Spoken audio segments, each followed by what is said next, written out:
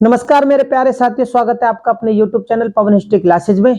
साथियों, आज हम लोधी वंश के बारे में जानेंगे, बहलोल लोधी के बारे में जानेंगे कि इनके शासन के दौरान कौन कौन से ऐसे महत्वपूर्ण वाक्य हैं जिनके आधार पर पेपरों में क्वेश्चन पूछे जाते हैं। मेरे प्यारे साथियों, चैनल नया है, इसे ज्यादा से ज्यादा लाइक, शेयर और सब्सक्राइब करें। तो शुरू करते हैं। लोधी वंश, बहलोल लोधी। तो मेरे प्यारे साथियों, पहले हमें यह जानना होगा आखिर बहलोल लोधी ने लोधी जो वंश है वो अस्तित्व में किस प्रकार आया, पहले हम इसके बारे में जानते हैं। तो जानने के लिए यह है कि दिल्ली सल्तनत पर पहले सैयद वंश का शासन था। तो सैयद वंश का जो शासन था तो उनका सुल्तान थे उस समय मुबारक शाह, जो कि 1434 ईस्वी से 1445 ईस्वी तक शासन करते हैं। ये वो सुल्तान हैं जो बहलोल को पुत्र कहकर पुकारते थे और बहलोल को खाने खाना की उपाधि दी थी। ठीक है, खाने खाना की उपाधि किसने दी थी? मुबारक शाह ने। सुल्तान कौन से राजवंश के थे? सैयद राजवंश के। और इन्होंने ही बहलोल को पंजाब के क्षेत्र का स्वामी बनाया था, यानी पंजाब के क्षेत्र पर जो उस समय आधिपत्य था वो बहलोल लोधी का था। होता क्या है कि 1445 ईस्वी में सैयद वंश के अंतिम सुल्तान, सैयद वंश के अंतिम सुल्तान कौन था? अलाउद्दीन आलम शाह, वो दिल्ली की गद्दी पर बैठता है। दिल्ली की गद्दी पर बैठते हैं तो 1445 ईस्वी से 1450 ईस्वी तक शासन करते हैं। जब वो सुल्तान बनते हैं तो वो अपने आप को कमजोर पाते हैं, निर्बल पाते हैं और उनका वजीर था हमीद खां। किसका? सैयद वंश के सुल्तान जो थे अलाउद्दीन आलम शाह, उनका वजीर था हमीद खां। तो ये हमीद खां से लड़कर झगड़कर बदायूं चले जाते हैं और बदायूं में ही अपना शासन करते हैं। यानी एक तरह से दिल्ली सल्तनत की गद्दी को ये त्याग देते हैं और बदायूं चले जाते हैं। अब इसकी जानकारी बहलोल लोधी को पता चलती है। जब बहलोल लोधी को इसकी जानकारी पता चलती है तो वो पंजाब से आकर हमीद खां, जो कि सैयद वंश के उस समय वजीर था, उस पर आक्रमण करते हैं और उसकी हत्या कर देते हैं। किसकी? हमीद खां की, जो कि अलाउद्दीन आलम खां का वजीर था दिल्ली सल्तनत का। उसकी हत्या करने के बाद बहलोल लोधी आमंत्रित करते हैं किसको? सैयद वंश के सुल्तान, सैयद वंश के सुल्तान अलाउद्दीन आलम शाह को, कि भाई आपका वजीर मैंने इसकी हत्या कर दी है, आप डरे नहीं, क्योंकि वो अपने आप को कमजोर सुल्तान मानते थे और सैयद वंश के अंतिम सुल्तान थे, कि आप बदायूं से आए और दिल्ली पर शासन करें। लेकिन वो फिर अपने आप को कमजोर और दुर्बल समझते हैं, अपनी स्थिति मजबूत नहीं समझता। तो वो क्या करते हैं? मरते दम तक, यानी 1476 में होती है उनकी मृत्यु, वो मरते दम तक बदायूं में ही रहते हैं। तो उनका साम्राज्य कहां तक हो गया? 1445 से 1450 ईस्वी तक। इसके बाद में जो दिल्ली सल्तनत की कमान थी वो बहलोल लोधी के हाथ में आ जाती है। अब बहलोल लोधी दिल्ली का सुल्तान बन जाता है, यानी पहला अफगान राजवंश जो था वो लोधी राजवंश था। यहां से दिल्ली सल्तनत पर पहली बार अफगान राजवंश साम्राज्य करता है। इसी बीच याहिया बिन अहमद जो सरहिंदी हैं, जो विद्वान हैं, वो क्या कहते हैं? सैयद वंश के शासकों के बारे में वो टिप्पणी करते हैं उसी दौरान कि ये जो सैयद वंश के सुल्तान हैं ये पैगंबर के वंशज हैं। कौन? याहिया बिन अहमद सरहिंदी सैयद वंश के शासकों के बारे में ये टिप्पणी करते हैं। ये चीज आप नोट कर लेना। मैंने आपको बता दी कि बहलोल उनके वजीर को मारकर दिल्ली की कमान अपने हाथ में ले लेता है। इस प्रकार लोधी वंश की नींव पड़ती है दिल्ली सल्तनत पर, यानी पहला अफगान साम्राज्य है। इनके बारे में जानते हैं कि अफगानों के बारे में हमें कहां कहां से मालूम चलता है, क्योंकि पेपरों में क्वेश्चन इन्हीं के ऊपर पूछे जाते हैं। तो हम जानते हैं ऐसे कौन से स्रोत हैं जिनसे हमें अफगान राजवंशों के बारे में जानकारी मिलती है। तो मेरे प्यारे साथियों, शुरू करते हैं लोधी वंश, बहलोल लोधी, अफगानों की जानकारी के प्रमुख स्रोत। हमें अफगानों की जो जानकारी मिलती है वो वाक़या मुस्ताकी से मिलती है। भैया किसने लिखी थी? ये लिखी थी शेख रज़िकुल्लाह ने।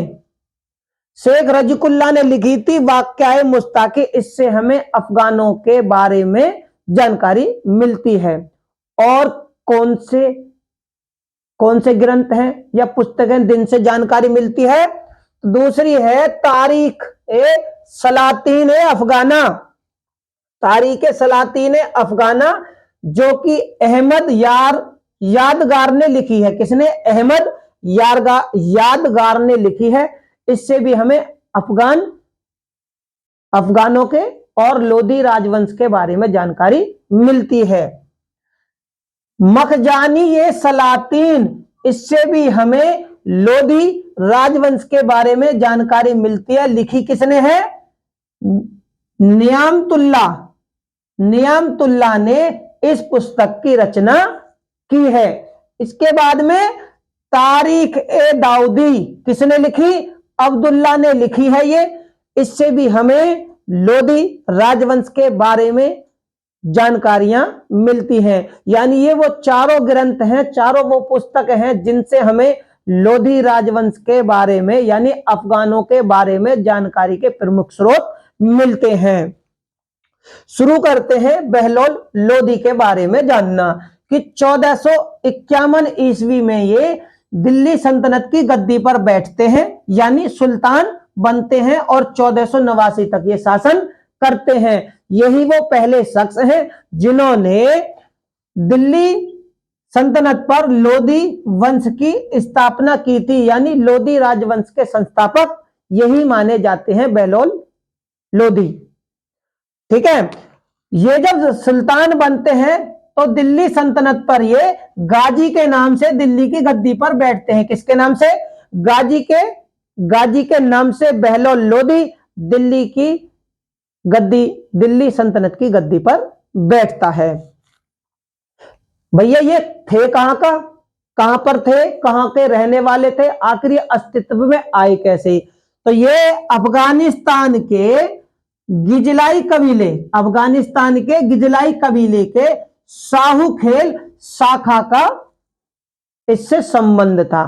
बहलोल लोधी का अफगानिस्तान के गिजलाई कबीले के साहूखेल शाखा का संबंध था, यानी संबंधित था। ये कहां का था? साहूखेल शाखा से। इसी बीच एक विद्वान है अब्दुल्ला बहलोल लोधी के बारे में टिप्पणी करता है कि जब ये सुल्तान बना था तो ये कभी भी अपने अमीरों के सामने सिंहासन पर नहीं बैठता था और कभी भी अपने राज दरबार में अपने अमीरों को खड़ा नहीं होने देता था। यानी अमीर अगर इसके राज दरबार में आते हैं तो ये उन्हें तुरंत बैठने के लिए बोल देते थे कि आओ और आप अपनी सीट पर बैठ जाओ, यानी अमीर इनके दरबार में खड़े नहीं होते थे।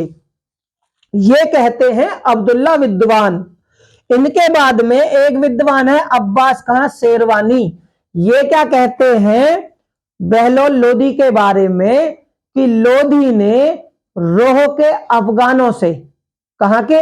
रोह एक क्षेत्र पड़ता है अफगानिस्तान में, तो रोह के अफगानों से बहलोल लोधी ने अपील की कि आप आइए भारत में आकर बसिए, यहां पर आकर बसोगे तो आपको सारी सुविधाएं मिल जाएंगी और आपकी गरीबी दूर हो जाएगी और हम सब मिलकर भारत पर राज करेंगे, यानी दिल्ली सल्तनत पर राज करेंगे। क्यों जरूरत पड़ी इसे?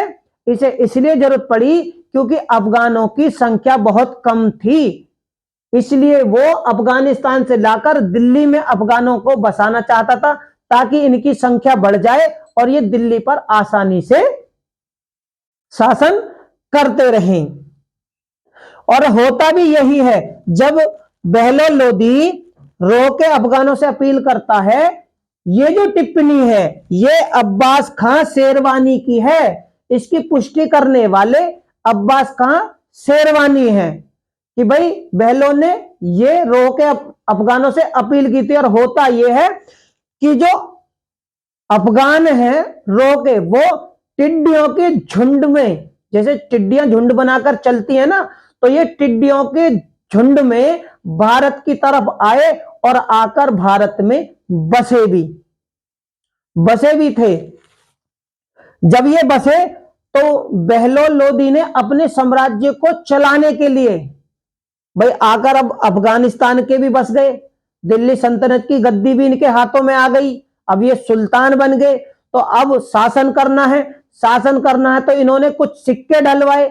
जब सिक्के डलवाए, जो ढलवाए थे सिक्के, जो इन्होंने सिक्के प्रचलन में चलाए थे, वो थे बहलोली सिक्के। क्या थे? सुल्तान बनने के बाद में इसने बहलोली सिक्के दिल्ली सल्तनत में, दिल्ली साम्राज्य में शुरू कर दिए। और ये जो सिक्के हैं वो अकबर के समय तक, यानी अकबर के समय तक वस्तु विनिमय है, यानी लेन देन की क्रिया बहलोली सिक्के अकबर के समय तक चलते रहे। अकबर के बाद में ही जाकर ये सिक्के बंद होते हैं, यानी जब तक अकबर का शासन आया था तब तक ये सिक्के वस्तु विनिमय की दर के अनुसार चलते रहे थे। होता क्या है, इसके बाद में 1489 ईस्वी में बहलोल लोदी को लू लगने के कारण, किसके कारण? लू लगने के कारण इनकी मृत्यु हो जाती है। मृत्यु होने के बाद में अगले जो सुल्तान बनते हैं वो इनके उत्तराधिकारी सिकंदर लोदी दिल्ली सल्तनत की गद्दी पर बैठते हैं। तो मेरे प्यारे साथियों, उम्मीद करता हूं आपको थोड़ी सी जानकारी सैयद वंश के शासकों के बारे में और बहलोल लोदी के बारे में, इनके शासन के बारे में महत्वपूर्ण जानकारियां आप लोगों को मिली होंगी। बहलोल लोदी के साम्राज्य के अंतर्गत इनके आधार पर, केवल इसी आधार पर पेपरों में क्वेश्चन पूछे जाते हैं, ज्यादा नहीं पूछे जाते। क्वेश्चन किस प्रकार से पूछे जाएंगे वो हम अपने आने वाली वीडियो के माध्यम से आपको बताएंगे। तो मेरे प्यारे साथियों, चैनल नया है, इसे ज्यादा से ज्यादा लाइक, शेयर, सब्सक्राइब करें, बेल आइकन को दबाना बिल्कुल भी ना भूलें। डिस्क्रिप्शन बॉक्स में लिंक दिया हुआ है, वहां पर जाकर आप हमारी सारी वीडियो को देख सकते हैं। धन्यवाद।